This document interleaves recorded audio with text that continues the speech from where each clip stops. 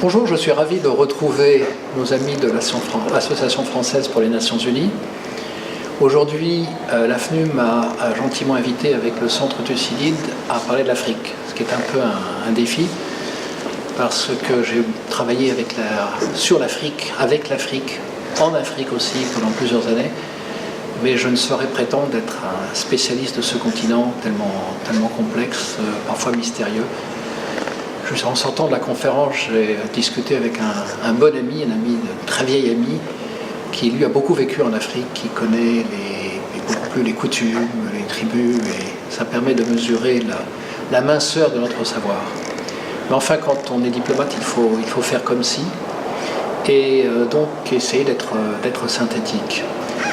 J'ai essayé avec nos amis dans la salle, de traiter des grandes crises qui traversent le continent africain, crise naturellement de violence, du terrorisme, crise aussi des querelles internes, crise aussi de la mauvaise gouvernance, même si des progrès se font sentir. En ce qui concerne le terrorisme, on doit constater que les espoirs que nous avions pu nourrir il y a quelques années se sont révélés assez largement illusoires et que les mouvements terroristes sont plutôt de nouveau dans une phase ascendante. Ce qui ne veut pas dire que notre intervention militaire soit injustifiée, bien au contraire, notre présence est nécessaire, mais comme le reconnaissent nos chefs militaires eux-mêmes, ce serait une illusion de croire que la présence militaire suffit. Il faut beaucoup d'autres choses. Il faut le développement économique, il faut la création d'entreprises, il faut des emplois pour les jeunes, il faut des infrastructures, il faut une meilleure gouvernance, il faut une présence de l'État. C'est une affaire évidemment de très longue haleine. Mais à côté de ces signes inquiétants, l'Afrique manifeste énormément de vitalité. J'ai tenu à faire ma deuxième partie pour laisser cette impression positive, parce que je fais partie de ce qu'on appelle un peu sommairement les afro-optimistes. L'Afrique a des atouts formidables, sa jeunesse bien sûr, mais aussi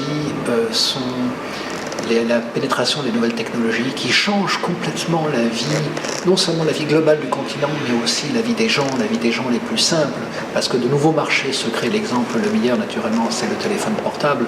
500 millions d'abonnements au téléphone portable dans le continent africain, la moitié de la population, c'est extraordinaire. Ça aurait été impensable il y a 10 ans.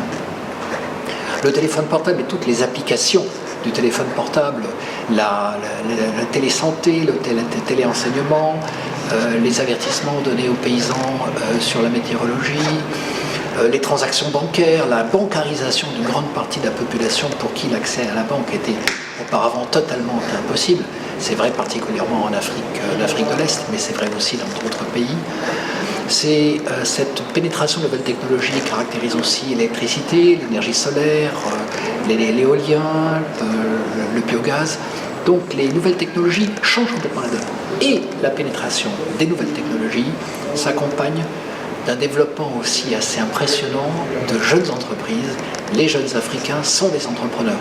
Une enquête récente a montré que l'esprit de création d'entreprises, malgré les problèmes, malgré les défis, était plus développé en Afrique que dans le reste du monde. Là aussi, c'est très prometteur.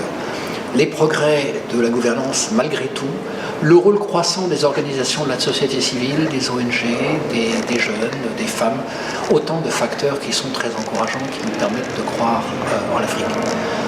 La discussion qui a suivi cette intervention, je crois, n'a pas infirmé cette impression.